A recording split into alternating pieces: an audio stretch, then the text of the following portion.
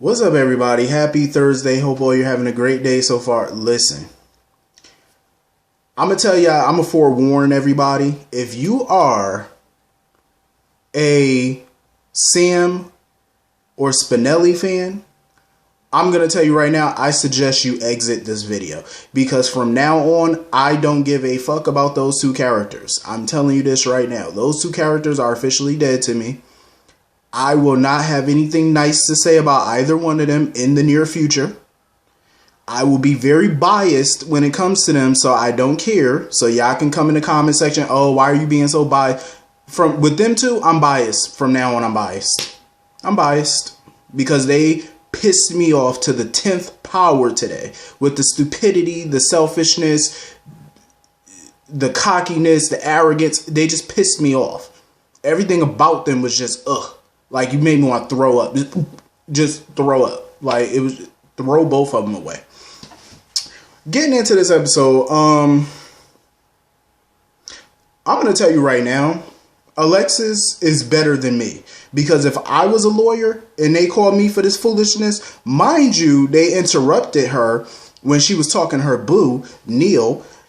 And they interrupted her to come down to the bar over some nonsense because Spinelli got caught because of Sam's stupid ass plan to get dirt on her PO. And of course it backfired tremendously in her face. So Alexis came in the bar trying to talk to the parole officer, Dolores, about the charges against Spinelli.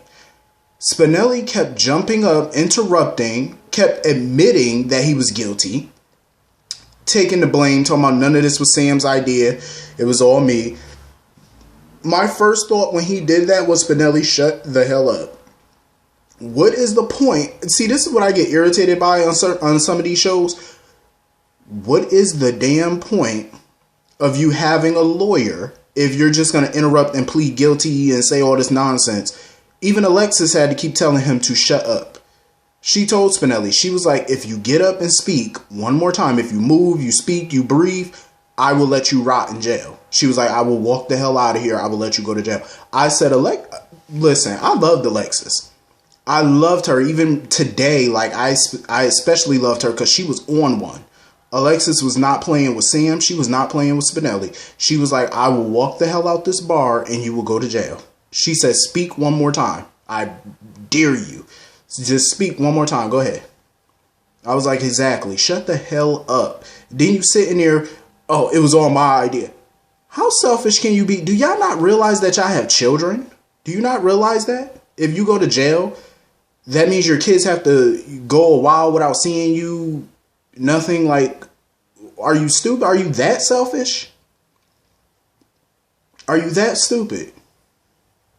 So when she was talking, trying to negotiate with the parole officer and basically ask her, well, you know, what can we do to get these charges dropped? Dolores basically told her that if Sam and Spinelli keep their mouth shut about her relationship with the councilman, she will drop the charges against Spinelli. And that's that. And she also told Sam straight up. Because she told her, she was like, I'll drop the charges. Sam sitting there talking about, oh, and if we don't cooperate?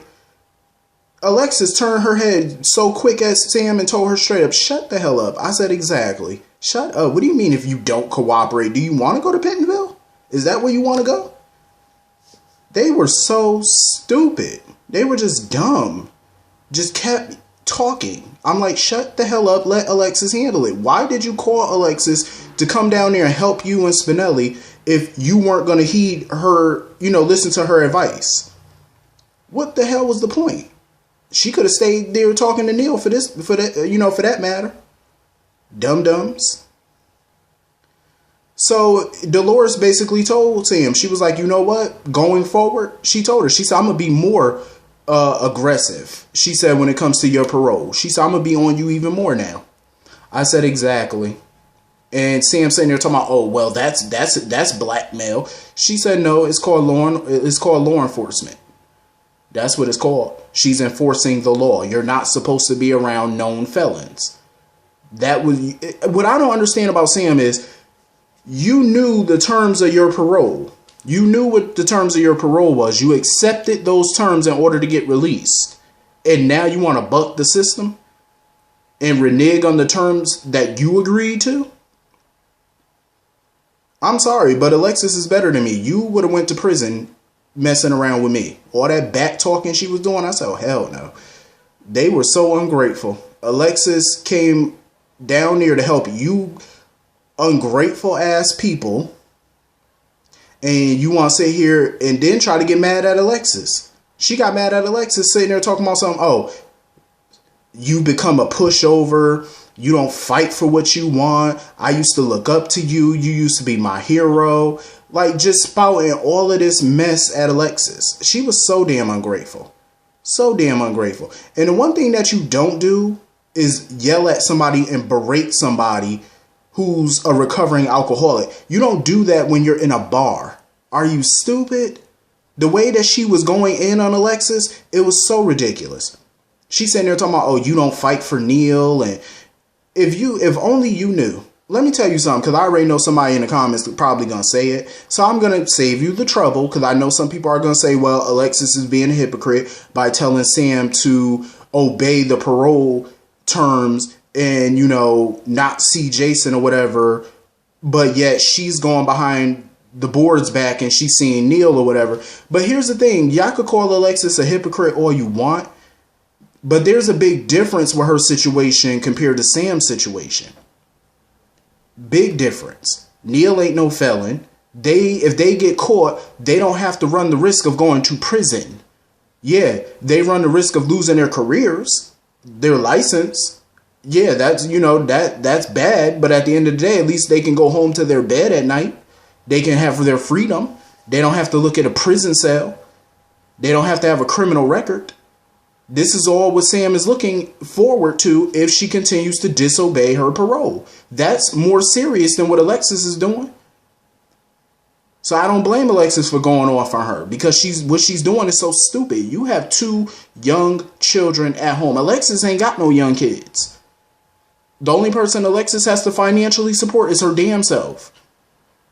She don't have small babies, and her kids don't live with her. So she ain't got to worry about that. You know what I'm saying? Sam, you have 2 children to provide for, sweetie. You have 2 children that you have to be there for. You go to prison, then what? You going to rely on Jason to take care of them? The Quartermains? That's what you're going to do? Alexis? You going to rely on all of them to look after your kids while you're serving a bid in prison, a sentence? How selfish can you be? Think about your damn kids instead of thinking about a man. Because that's really what this is all about for you. A man, Jason. That's what this is all about. Now you want to sit there. I'm just trying to put my family together. Well, if you obey the terms of the parole, if you do a good job with the parole, maybe Diane can finagle something, go to the judge, and they could see that, well, you've been obeying, you've been doing good, and they could, you know, lift the restrictions a little bit. But no, you don't want to do it the right way. You want to do it the wrong way, which is going to get yourself in even more trouble. Dumb. Just dumb. And Spinelli, you're a whole nother line of idiot. You sitting there basically admitting to what you did. What about Georgie? You want Georgie away from Peter, but yet if you go to prison, guess what? She's going to probably be living with Peter and Maxie full time now. So Peter's going to be around her even more. You idiot. Did you not think about that? Like, what is wrong with these people? And the way Sam was going off on Alexis was so uncalled for. She came down there to help y'all ungrateful asses. And even when she came down there to help y'all sitting there with attitudes because y'all don't like the deal that she negotiated for y'all. All you have to do is keep your damn mouth shut and neither one of you go to prison. What more can you ask for? And y'all probably not even paying her to represent you. She probably doing it for free. So damn ungrateful. If ungrateful was a person, I swear you would see Sam picture. So damn ungrateful and rude on top of it. That's why I say Alexis is better than me, because I would have walked my ass out that bar and went on about my business and let them figure that out and go to jail. I would have walked my happy ass right on up out of there. Just so damn rude. Now Sam wants to sit there and apologize to Alexis. Alexis did not want to talk to her at that moment. She said, you know what? You got 2 kids to go home to. Go be with your kids. I don't want to talk to you right now. And what made me even more mad was that Alexis fell off the wagon. She had a drink. I said, damn, I was rooting for Alexis, man. I was hoping she would have just stayed strong and not took that drink. But you know what? She was just sitting there thinking about everything Sam was saying, thinking about her situation with Neil, and it just made her drink. I felt super bad for Alexis. I was like, damn. And you know she had to miss a meeting because of that incident with Sam and Spinelli. She was supposed to be going to her AA meeting. And instead, she had to cancel her meeting just to go bail their sorry asses out. Pfft. Ugh. So ungrateful. From now on, Sam and Spinelli could kiss my ass as far as I'm concerned, because what they did and what Sam said was just so uncalled for and so unnecessary for somebody that's helping y'all. She came down there took time out of her life to help y'all. And this is the treatment that she gets? That's what I'm talking about. People are just so damn ungrateful. Ungrateful. And that's one thing I can't stand, is an ungrateful ass person. Because even in real life, we deal with ungrateful people, and that shit just burns me up. Whether I see it on TV, in real life, it burns me up because it makes me think of real life situations. Because I've dealt with ungrateful people, and it burns you. Like, it really does. It just builds up a fire inside of you, make you want to go the hell off. So anyway, moving on from that.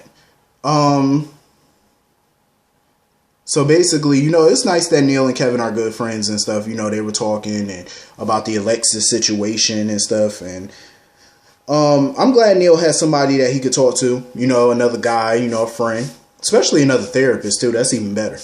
So they got interrupted by Laura because, you know, with the drugs that's hitting the streets because of Cyrus, you know, she wants to talk to GH about opening up a clinic or whatever that can help these people, you know, these addicts or whoever. And she wanted to, you know, enlist Neil's help. So Neil agreed. He was like, you know, I'll help you out or whatever. So that was a cool scene. You know, I love Laura as the mayor because she's actually taking pride in her job. And she's not some of these mayors that we have in real life who, you know, sit behind their desk and collect their paycheck and do these little press conferences, trying to make it look like they're doing something. She's a go-getter. Like, she's really actively trying to make that town even better. You know, she's really trying to do something for that town, and I respect it. So I'm glad that she is the mayor. But, you know, she had to go see Sonny, see if she could get some answers out of him about this whole Cyrus situation and how the drugs ended up on the street. And, of course, Sonny really wasn't trying to give her no intel. No, you know, he wasn't really giving her no real answers. You know, he was giving her little bits and pieces, scraps, basically, but nothing, you know, real. And I don't think deep down, I don't think she really expected him to open up to her that too much without trying to incriminate himself. And Jason was coming in there a little pissed off because Sonny opened up a little bit to her about what was going on a little bit. But I'm like, eventually Laura will put the pieces together about Jordan's involvement in this. But I don't like how Jason tried to tell Sonny, oh, you were giving her hints and stuff about Jordan, and he never even mentioned Jordan. He didn't say anything.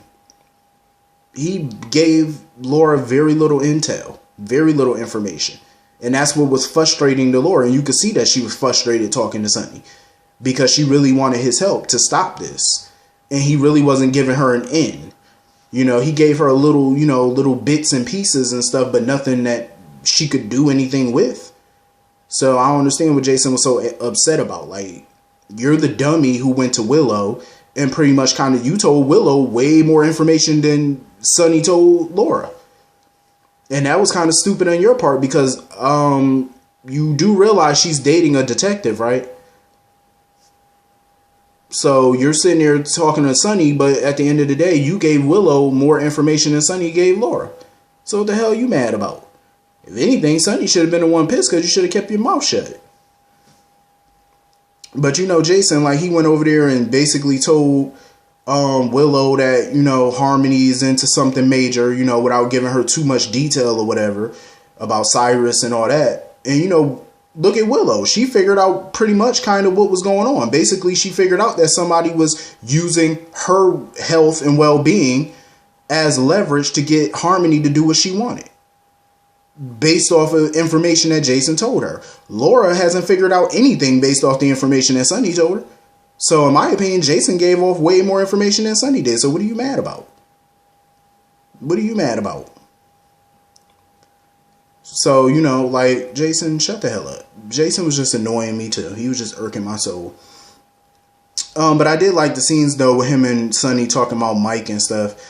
That was a touching scene. I feel bad though, because it's hard to see somebody that you love and all that going through that. And Mike still hasn't really recovered from the whole shooting in Brooklyn. He's still thinking about that. So I'm sure that's tough on Sonny to see his dad going through it. So anyway, moving on from that. So we get this scene with Nell and Michael. They're still going back and forth over whether to do the surgery, whether not to do the surgery. Because, listen, throughout that whole argument, I understood both points of view. I understood Michael's point and I understood Nell. Because Nell did bring up good points. Shockingly. She did. I know a lot of people saying, Nell just really don't care about that boy or whatever. I kind of disagree. Do I think that she uses that child to get to Michael? Of course she does. I'm not going to lie and say she don't. Yes, she does.